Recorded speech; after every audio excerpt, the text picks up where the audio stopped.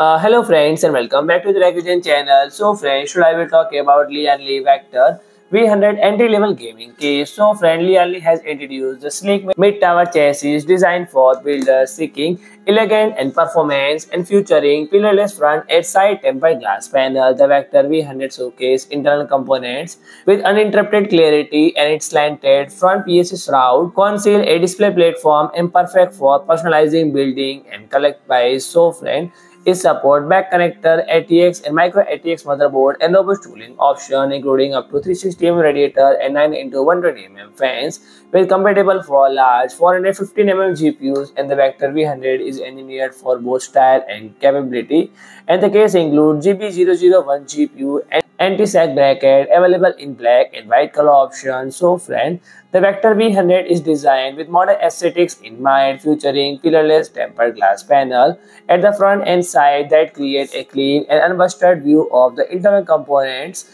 and adding to its distinct style, the slant front PSU shroud introduce a concealed display platform perfect for showcasing collective and unique hardware and complementing its modern look. The Vector V100 also include diffuse addressable 26 LED strip along with the PSU shroud and providing vibrant and customizable lighting compatible with all motherboard software.